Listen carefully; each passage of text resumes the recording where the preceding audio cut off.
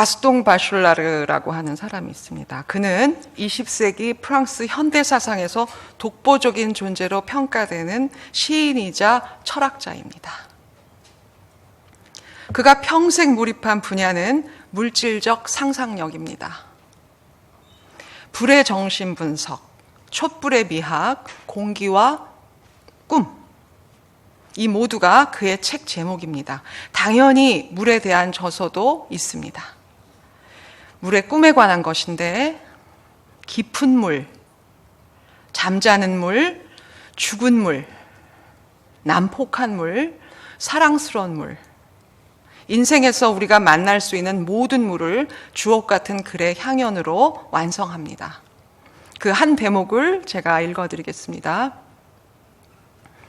물이나 호수는 자연 전체에서 떨어지는 우주의 눈물이고 태양도 눈물을 흘리는데 그것은 황금의 물방울, 바로 이슬이다. 바슐라르의 이러한 상상력 때문에 저는 우연히 하나님의 눈물에 대해서 생각하게 되었습니다. 오늘 말씀에서 나누게 될 다윗의 깊은 고난의 물은 우리를 정화하기 위하여 흘리는 하나님의 눈물이 아닐까라는 생각에 가슴이 아프면서도 한편으로는 마음이 따뜻해졌습니다. 다윗의 영혼까지 흘러들어온 그 깊은 물이 하나님의 눈물이라면, 우리를 정화하여 성화시키려는 하나님의 마음이라면 우리는 그 어떤 고난도 견딜 수 있지 않겠습니까? 가슴이 아프지만 마음에 희망이 생깁니다. 우리가 살면서 그렇게도 힘들어하는 깊은 고난의 물이 우리를 수렁에서 건지시려고 마음 아파하시며 흘리는 하나님의 눈물이라면 우리는 반드시 하나님 품에서 완전히 살아나겠구나 하는 마음 때문입니다.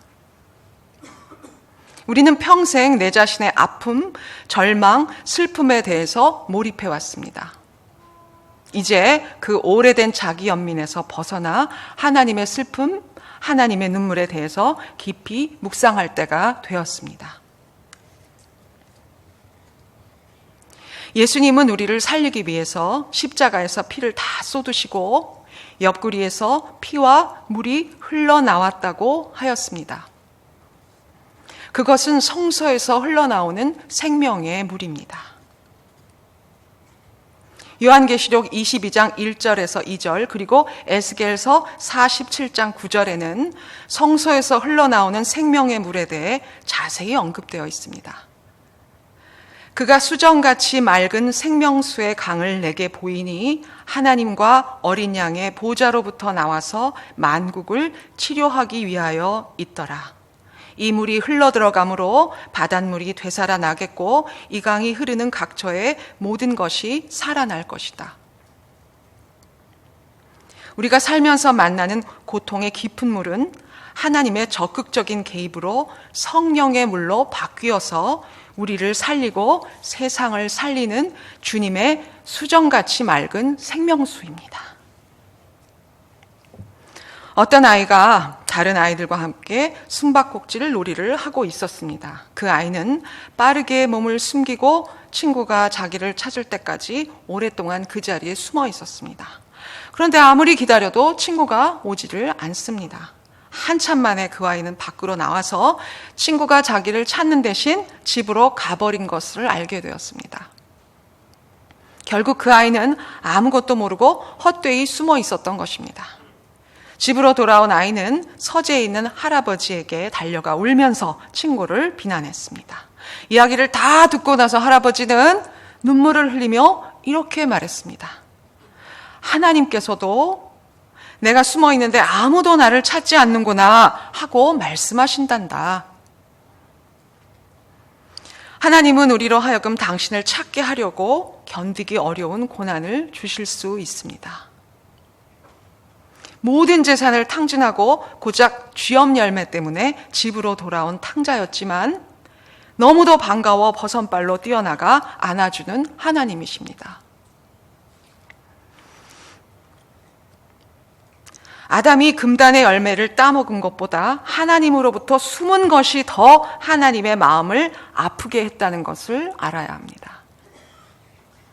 우리가 하나님을 간절히 원할 때 그분과 우리 사이의 거리는 완전히 사라집니다. 오늘 다윗은 깊은 수렁에 빠져 그 깊은 물이 육체를 넘어 영혼에까지 흘러들어왔다고 말하고 있습니다. 그리고 지금이 여호와 하나님이 나를 가장 반기시는 때라고 말하며 정직한 기도를 시작하고 있습니다.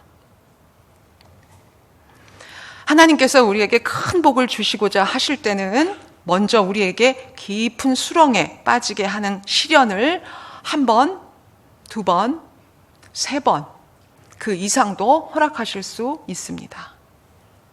하나님께서는 우리에게 일어난 어려운 일들이 물질이나 사람으로 말미암은 것이 아니라 전적으로 모든 일을 자신의 뜻과 계획에 따라 행하시는 하나님으로부터 말미암은 것임을 분명하게 우리가 알게 될 때까지 우리를 낙심하게 하시고 근심하게 하시며 시험하시고 낮추실 수 있습니다. 우리에게 찾아오는 고난에는 반드시 하나님의 계획이 있습니다. 어려운 일이 닥칠 때 도대체 하나님 뜻은 무엇이냐며 몹시도 절망하는 우리들입니다. 그러나 순종하고 받아들이면 내 존재 자체가 하나님 뜻이 됩니다. 사랑받기 위하여 태어난 우리들입니다. 우리가 할 일은 재단을 쌓고 감사를 올리는 일뿐입니다. 우리가 잠시 빠져서 허우적대는 깊은 물은 우리를 연단하고 정화하기 위하여 하나님이 우리에게 몇 번이고 부으실 수 있는 성스러운 성령의 물입니다. 이사야 43장 1절에서 2절 하나님이 이렇게 말씀하십니다. 너는 두려워하지 말라. 내가 너를 구속하였고 내가 너를 지명하여 불렀나니 너는 내 것이라. 내가 물 가운데로 지날 때에 내가 너와 함께 할 것이며 강을 건널 때에 물이 너를 침몰하지 못할 것이며. 우리가 힘들어하는 그 깊은 물이 하나님이 나를 살리시고 나와 함께 하시는 통로가 됨을 잘 알 수 있습니다. 하나님이 우리와 함께 하시고자 오셔서 친히 어려움을 감당하시고 그 깊은 고난의 물을 성스러운 축복의 물로 변화시킨다는 약속이십니다. 아브라함 요슈아 헤셀이라는 히브리 신학자는 이런 말을 남겼습니다.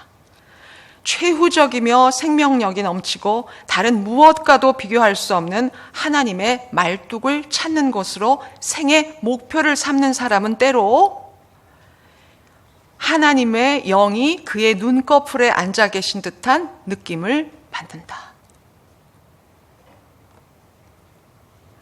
그러나 그토록 가까이 있다는 것을 우리가 잘 알면서도 하나님이 나에게서 침묵하신다는 느낌이 들 때 우리들은 종종 깊은 수렁에 빠져서 완전히 삼켜져 버릴 위험에 처합니다. 가라앉고 있음을 알면서도 스스로 빠져나오지 못할 만큼 절망적일 때가 있습니다. 하나님께 부르짖습니다. 나를 수렁에서 건지사 빠지지 말게 하시고 깊은 물에서 건지소서. 가엾은 다윗은 자신의 영혼이 영적으로 느낀 것에 대해 얘기하면서 나는 쉴 곳이 없는 깊은 수렁에 빠지며 깊은 물에 들어가니 큰 물이 내게 넘치나이다. 하나님이여 나를 구원하소서. 물들이 내 영혼에까지 흘러 들어왔나이다. 라고 말하고 있습니다. 다윗은 하나님과 마음이 합한 자라고 불리울 정도로 참된 신자입니다. 우리가 여기서 알 수 있는 것은 아무리 신앙이 좋은 신자라도 완전히 가라앉아 불신앙의 깊은 수렁에 빠질 수도 있다는 것입니다. 성직자도 성인이라 존경받는 자들도 다 경험하는 깊은 물입니다.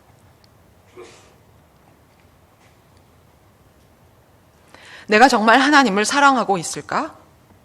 혹시 바리새인처럼 믿는 척하면서 자기 의를 드러내고 싶어서 교회에 다니는 것은 아닐까? 내가 정말 하나님을 정확히 믿고 있는 걸까? 사는 게 너무 불안해서 보험 드는 심정으로 교회에 나오고 있는 것은 아닐까? 막연하나마 뭔가를 믿고 싶은 내 자신의 주관적인 종교심은 아닐까? 참된 신자들조차도 종종 의기소침해져서 자기가 하나님의 백성인지 아닌지를 알 수 없는 상태로까지 빠져듭니다. 심지어 자신의 죄가 사함받은 것인지 아닌지에 대하여도 심각한 고민을 품게 됩니다. 이것은 정말 깊은 수렁입니다. 뿐만이 아닙니다. 여기에 또 다른 수렁이 있는데 그것은 이 세상에서 당하는 환난입니다. 깊은 물이 영혼에까지 흘러들어와 있는데 거기에 사랑하는 사람과의 이별, 육신적인 문제와 금전적인 고통까지 더해지는 경우에는 인생은 정말 몹시도 사나운 바다와 같습니다. 영혼과 육신의 고통스러운 두 바다가 만날 때 윗샘과 아랫샘이 동시에 말라버릴 때 하나님이 우리를 깊은 물속으로 밀어넣으시는 것처럼 느껴질 때 정말 죽을 맛입니다. 그러나 여기에 위로가 될 만한 사실이 있습니다. 나만 그런 것이 아니라는 것입니다. 하나님의 백성들 중에서 많은 이들이 이러한 환난을 통과하고 있기 때문입니다. 신학자 매튜 헨리는 형통은 옛 언약의 복이었지만 역경은 새 언약의 특유한 복이라고 말했습니다. 성숙한 신자일수록 내면의 갈등이 더 깊습니다. 예수님을 더욱 닮아갈수록 자신의 잘못이 더 뚜렷하게 보이기 때문입니다. 그래서 시험과 역경은 자신의 서재에 있는 두 권의 최고의 책이라고 말한 마르틴 루터의 말이 맞습니다. 우리가 수렁 같은 깊은 물에 빠지게 되는 이유는 무엇일까요? 우리의 근심 중에 상당 부분은 우리 자신의 욕심과 죄로부터 생겨난 것입니다. 우리가 착하게 열매를 잘 맺는 나무였다면 하나님께서 가지를 잘라내시려고 그렇게 자주 가위를 사용하실 필요는 없었을 것입니다. 우리 손으로 금송아지 우상을 세웠다면 우리는 울면서 그 우상을 가른 분말을 마셔야 함이 마땅한 것입니다. 욥기 13장 15절 말씀처럼 지독한 환난 가운데서도 주가 나를 죽이시더라도 내가 주를 의지하리라. 이렇게 말할 수 있어야 진짜 하늘로부터 난 믿음입니다. 또한 하나님께서는 우리의 본질적인 연약함이 다 드러나서 그 어떤 육체도 자기 앞에서 자랑하지 못하게 하시기 위하여 이 시련들을 허락하실 때도 있습니다. 사람은 그저 질그릇에 불과하고 하나님이 그 그릇 속에 각자 필요한 만큼 잠시 일용할 양식을 주신 것일 뿐입니다. 그런데 우리는 조금만 잘 되면 심하게 우쭐해지고 삽시간에 스스로 높은 곳에 서 있는 자기 자신을 발견합니다. 그러나 하나님의 시련 속에서 자신이 특별해서가 아니라 하나님의 은혜 때문에 그런 놀라운 일들을 해낼 수 있었다는 것을 분명하게 깨닫게 됩니다. 그래서 시련이 축복입니다. 하나님의 자녀에게만 이러한 특별한 시험이 있습니다. 불신자들은 이런 시험을 겪지 않습니다. 죄 가운데 살아가는 것이 체질화되어 있는 사람은 죄의 무게를 결코 느끼지 못합니다.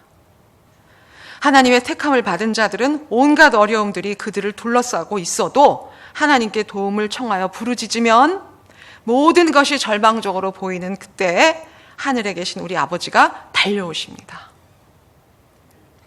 그래서 우리는 우리를 건질 수 있는 분은 오직 하나님 한 분뿐이라는 것과 어떤 상황에서도 기도는 영원토록 우리의 피난처라는 것을 잘 알게 됩니다. 은혜로운 하나님께서 왜 시련을 허락하시는 걸까요? 그것은 우리가 지금까지 습관적으로 의지해왔던 모든 것을 우리에게서 제거하고자 하시기 때문이고, 또 한 가지 이유는 하나님이 우리를 몰아서 자기에게로 오게 하고자 하심입니다. 다시 한번 탕자를 떠올려 볼까요? 고작 쥐엄나무 열매 때문에 아버지한테 돌아가는 한심한 인간입니다. 아버지의 아픔과 그리움은 안중에도 없습니다. 우리도 마찬가지입니다. 우리도 다를 것이 하나도 없습니다. 탕자는 그 어디에서도 음식을 구할 수 없었기 때문에 안전한 아버지의 품속으로 돌아올 수 있었습니다. 그렇게 해서라도 자기에게 돌아오게 하는 것이 아버지 하나님의 마음입니다. 나는 설 곳이 없는 깊은 수렁에 빠지며 깊은 물에 들어가니 큰 물이 내게 넘치나이다. 나를 수렁에서 건지사 빠지지 말게 하시고 나를 미워하는 자에게서와 깊은 물에서 건지소서. 큰 물이 나를 휩쓸거나 깊음이 나를 삼키지 못하게 하시며 웅덩이가 내 위에 덮쳐 그것에 입을 닫지 못하게 하소서. 2절과 14절 15절 말씀입니다.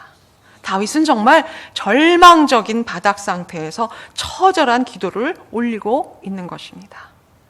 자신의 힘으로는 어떻게 할 수 없는 억울한 현실에서 지금 하나님만을 바라보고 있습니다. 하나님만 의지하고 완전히 항복하는 다윗의 모습을 봅니다.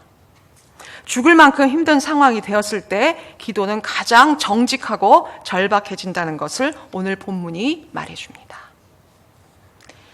기도는 그 누구도 막을 수 없는 가장 확실한 우리의 유일한 무기입니다. 우리 아버지 하나님이 어느 때 어느 곳에서나 우리의 기도를 환영하신다는 사실은 생각만 해도 뿌듯하고 든든합니다. 살려면 숨을 쉬어야 하듯이 하나님의 자녀라면 기도할 수 있고 또 기도해야 합니다. 유진 피터스는 기도는 모든 말과 행동에 피를 공급해주는 심장이라고 말했습니다. 기도에서 떠난다면 바로 사탄의 공격이 시작될 것입니다. 기도를 멈추는 그 순간부터 사탄의 친구가 될 것입니다. 그리고 천국 문이 닫힐 것입니다. 우리의 영혼이 주리고 목마르다면 바로 그것이 기도의 핵심입니다. 흐느껴 울며 안타까운 표정으로 앉아만 있어도 아무 말도 할 수 없고 눈물만 나와도 그 무력한 모습이 바로 기도입니다. 다윗은 자신의 영혼 안으로 깊이 들어온 물을 두려운 마음으로 바라보며 하나님에게 자신의 구원을 간절히 호소하고 있습니다. 거의 죽음의 공포에 가까운 절망입니다. 이런 상황을 당한 다윗은 하나님을 향한 부르짖음으로 피곤했고 목이 말랐고 또 눈이 새하여졌다고 스스로 고백하고 있습니다. 그러나 놀라운 것은 이러한 고통과 두려움 속에서도 다윗의 영혼은 다른 시편에서 다음과 같은 소망을 노래하고 있다는 것입니다. 내 영혼아, 내가 어찌하여 낭망하며 어찌하여 내 속에서 불안하여 하는고. 너는 하나님을 바라라. 나는 내 얼굴을 도우시는 내 하나님을 오히려 찬송하리로다. 42편 11절입니다. 오늘 이 노래가 어려움과 고통 중에 있는 모든 분들의 찬양이 되기를 간절히 소원합니다. 세상이 만들어지는 그 순간부터요, 혼돈의 깊은 물은 원래 하나님의 보호 아래 있었습니다. 이것이 태초부터 주어진 원초적이며 자연적인 깨달음입니다. 또 다른 깊은 물이 하나 더 있습니다. 예수님의 죽음에도 지진과 어둠과 무질서가 있었습니다. 왕의 죽음으로 끔찍한 혼돈이 도래하고 질서는 파괴되고 사탄은 잠시 추한 승리에 도취되어 마치 세상이 다 끝나는 것 같았습니다.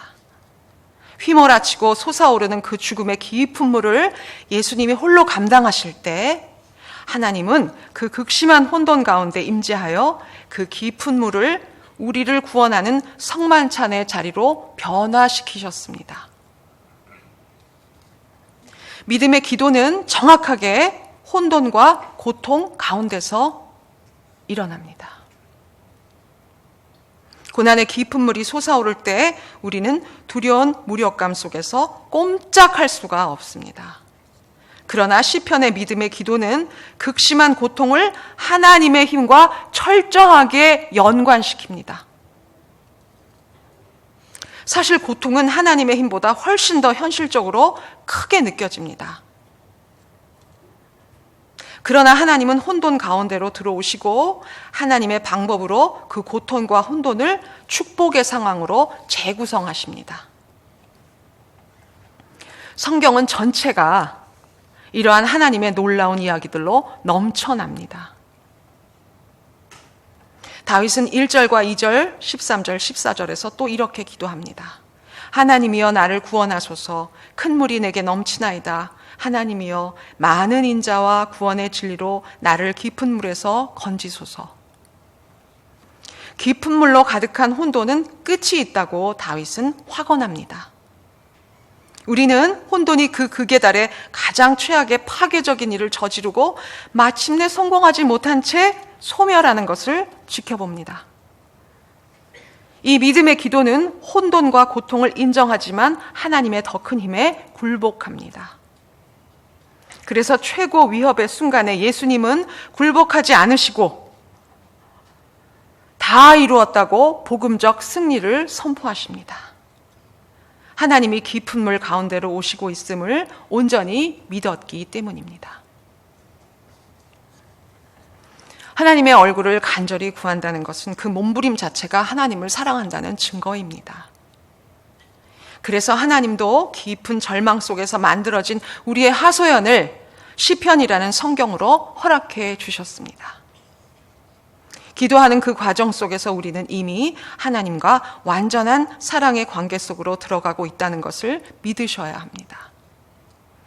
하나님만 바라보는 신앙의 담대함이 깊은 물을 잠잠하게 하며 삶을 처음부터 다시 시작하게 합니다. 우리 그리스도인의 삶은 십자가를 통해 어떤 죽음 속으로 들어가는 것으로부터 시작합니다. 우리의 소망은 주님의 그 찢긴 몸, 그 흘린 피와 더불어 시작되며 거기에 중심을 두고 있습니다. 우리의 기쁨은 그렇게 단순할 수 없습니다. 십자가의 비극적 깊이를 가슴에 품은 그런 기쁨이어야 합니다. 그래서 우리는 고난을 통해서 하나님의 사랑과 은혜 속으로 들어갈 수 있습니다.